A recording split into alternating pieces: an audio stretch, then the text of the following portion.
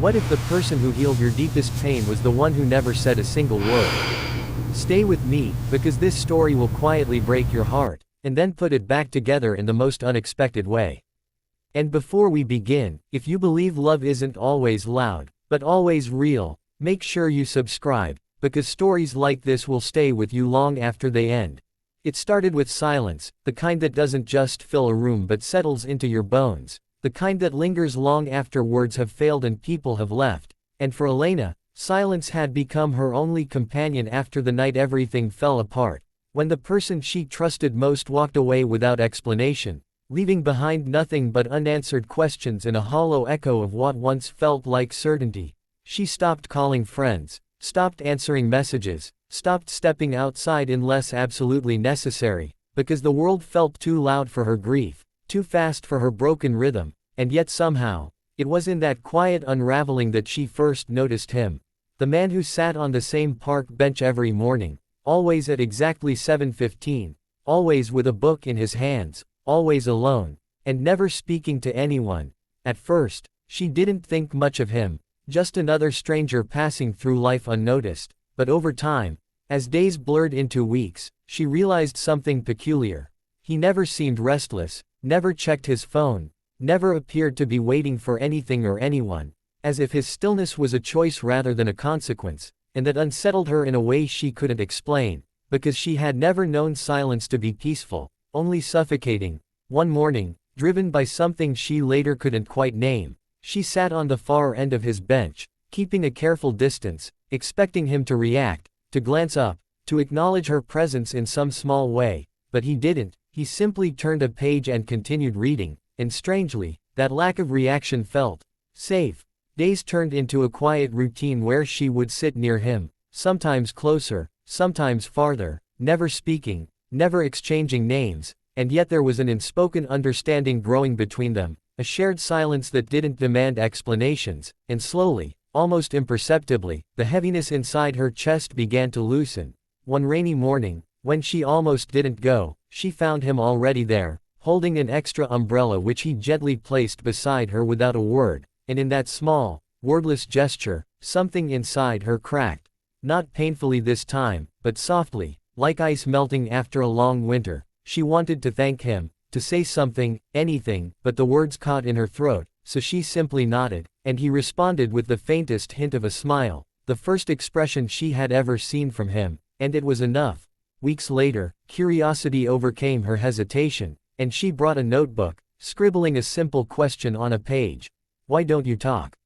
She hesitated before showing it to him, her heart pounding as though she were about to cross an invisible line, and when she finally did, he read it carefully, then took the pen and wrote back, "I can't," and just like that, everything shifted. He wasn't silent by choice. He had lost his voice years ago, an accident, he explained through brief, careful notes, had taken more than just sound from him. It had taken his confidence, his sense of belonging, his place in conversations that moved too fast for him to keep up. And for a moment, Elena felt an overwhelming sense of guilt for assuming his silence was strength, when it had once been loss. But then he added something else. "But I learned, silence can still be full," and those words stayed with her long after she left the park that day. From then on, their connection grew in small, deliberate ways, shared notes, quiet walks, the occasional exchange of books where passages were highlighted instead of spoken about. And for the first time in months, Elena found herself laughing again, not loudly, not carelessly, but in soft bursts that felt real, unforced, and healing. She began to realize that her pain had not disappeared, but it had changed shape, softened around the edges by the presence of someone who never tried to fix her, never asked her to explain herself, never rushed her healing, and in return, she offered him something he hadn't expected either. Not pity, not impatience, but understanding. One evening, as the sun dipped low and painted the sky in fading gold, she wrote him a question she hadn't dared to ask anyone else. "Do you ever feel like you were left behind?" He read it slowly, his expression thoughtful, and then wrote, "Sometimes, but maybe we're not left behind. Maybe we're just meant to find a different path." And in that moment, Elena realized that everything she had lost had led her here, to this quiet connection that felt more genuine than anything she had known before. But just as she began to believe that this fragile, beautiful bond might last, life intervened in the cruelest way. One morning, he wasn't there, the bench empty, the space beside her colder than usual, and at first she told herself it was nothing, that he would return the next day, or the day after, but days turned into a week, and the silence that had once comforted her now threatened to swallow her whole again. She searched for him, asked around, even checked nearby hospitals with trembling hope and fear intertwined, until finally, she found a small clue, a book he had once lent her, with an address scribbled faintly inside the cover, and without hesitation, she went there, her heart racing with every step, unsure of what she would find or if she was already too late. When the door opened, it wasn't him but an older woman who greeted her, her eyes soft with recognition, as if she had been expecting this moment, and it was then Elena learned the truth. He had been ill, quietly battling something he never spoke about, choosing to spend his days in the park not out of routine, but because it was the one place he felt alive, connected, and at peace, and though he had wanted to tell her, he hadn't known how, hadn't wanted to burden the one person who made his silence feel like a gift instead of a limitation.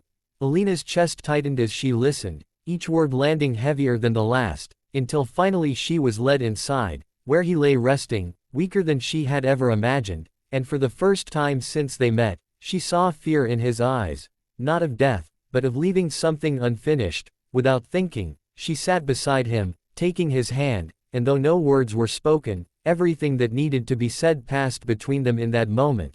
The gratitude, the comfort, the unspoken love that had grown quietly in the spaces between their silence.